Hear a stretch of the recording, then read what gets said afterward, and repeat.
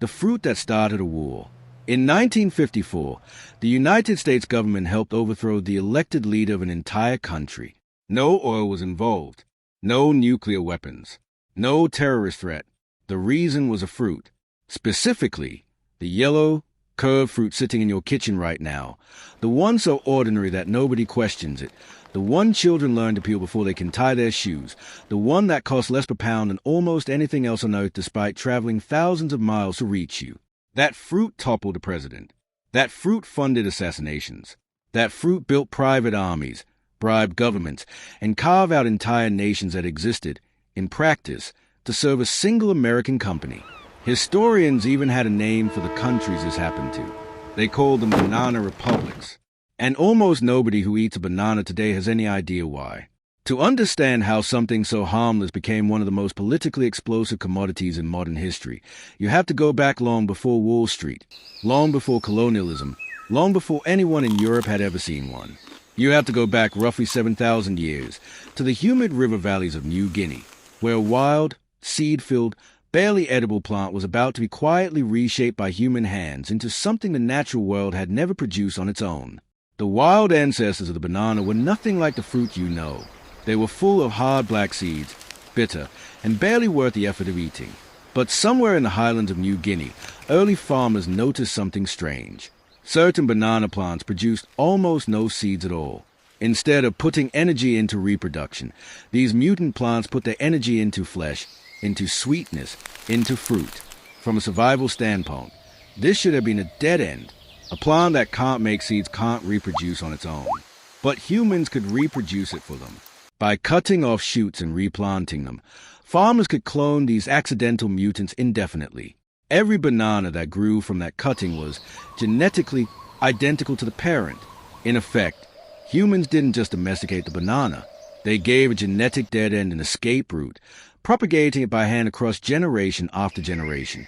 Archaeological evidence from the coups swamp site in Papua New Guinea suggests bananas were being cultivated as early as 5000 BCE or possibly earlier, making it one of the oldest domesticated crops on the planet, older than wheat farming in much of Europe. For thousands of years, this seedless miracle stayed almost entirely within Southeast Asia and the Pacific. Then it started to move. Traders, migrants, and sailors carried banana shoots westward into India, then into East Africa, likely along routes used by early Austronesian seafarers crossing the Indian Ocean to Madagascar. By the time Islamic trade networks expanded across the Middle East and North Africa in the medieval period, bananas were spreading further still, cultivated in Persia, in the Levant, along the Nile. Arab traders get much of the credit for the fruit's name. The word banana likely comes from the Arabic word for finger, a reference to the shape of the small fruit clusters. Through Arab and later Portuguese trade networks, bananas eventually reached West Africa, where they thrived in the tropical climate. And that's where European colonizers encountered them, centuries before any banana ever touched American soil. In the early 1500s, Portuguese sailors and colonists, already deeply involved in trade along the West African coast, took banana plants and carried them across the Atlantic to the Canary Islands, and from there, into the Caribbean and Central America. By some accounts, a Spanish missionary named Friar Tomás de Bolonga brought bananas to the island of Hispaniola around 1516. The Americas, it turned out, had a climate almost perfectly suited to the plant. Within decades, bananas were growing across the Caribbean, Central America, and parts of South America. For the next 3 centuries, the banana lived a quiet life. It was a local food, a subsistence crop, something grown in backyard plots and small farms, eaten fresh because it couldn't survive a long journey. Bananas ripen fast and bruise easily. Without refrigeration or rapid transportation, there was simply no way to ship them any real distance without them rotting into mush. The person usually credited with recognizing this opportunity was a sea captain named Lorenzo Dow Baker. In 1870, Baker bought a load of bananas in Jamaica on a whim, loaded them onto his schooner, and raced back to Jersey City before they spoiled. He sold them at a massive profit. It was a small transaction that revealed something enormous. There was a fortune waiting for anyone who could reliably get tropical fruit to American cities before it rotted. Baker wasn't alone in noticing this. Around the same time, a young immigrant named Minor Cooper Keith was building railroads in Costa Rica, originally intended to transport coffee. The Costa Rican rail project was a brutal, deadly undertaking. Thousands of workers, many of them Chinese, Italian, and Jamaican laborers brought in under exploitative contracts, died from disease and accidents during construction, including Keith's own brothers. To make the railroad profitable while it was still being built, and to feed his own workers, Keith began planting bananas along the rail lines. The bananas grew far faster than expected, and demand for them back in the United States was exploding. Keith realized the railroad itself might be less valuable than the fruit growing beside it. In 1899, Keith's banana operations merged with Baker's Fruit Company to form a new corporation. They called it the United Fruit Company, and what happened next would reshape the political map of an entire region. United Fruit didn't just want to grow bananas. It wanted to control every part of the process, from the soil the plant grew into the ship that carried it to the store shelf in Chicago. This vertical integration made United Fruit extraordinarily efficient. It also made the company almost unimaginably powerful in the small Central American nations where it operated.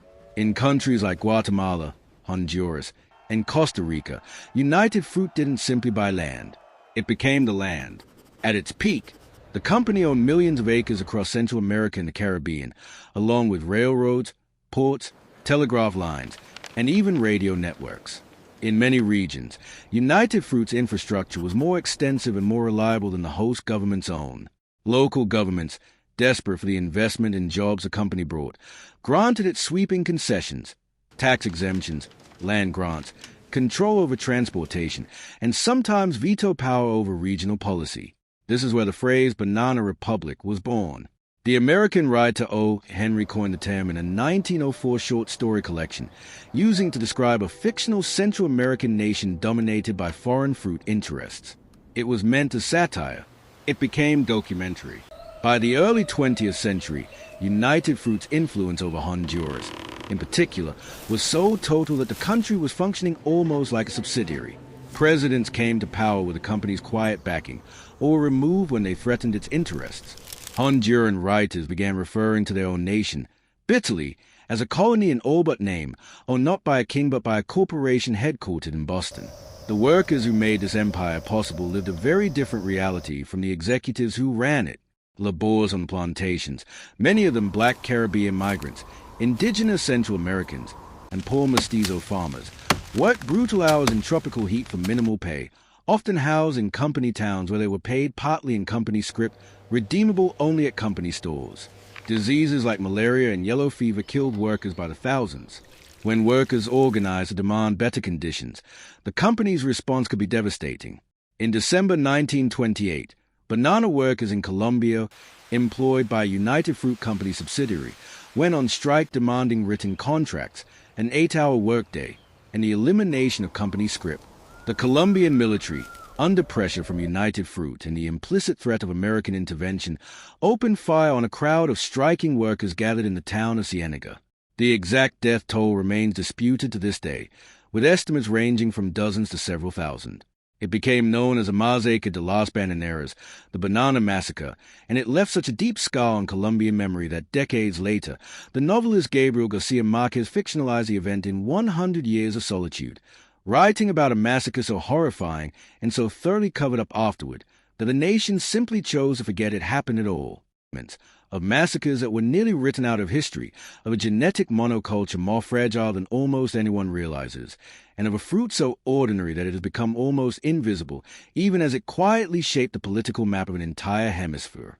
The next time you peel a banana, you are holding something that is genetically an exact clone of nearly every other banana sold around the world, a fruit that technically cannot reproduce on its own, kept alive across millennia entirely by human hands. You're holding the descendant of a plant carried across oceans by Portuguese sailors, propagated along a Costa Rican railroad built on human suffering, and grown in nations that were, for a time, reshaped almost entirely around its cultivation. It is, quite literally, one of the most politically consequential foods in modern history, and it costs less than a candy bar.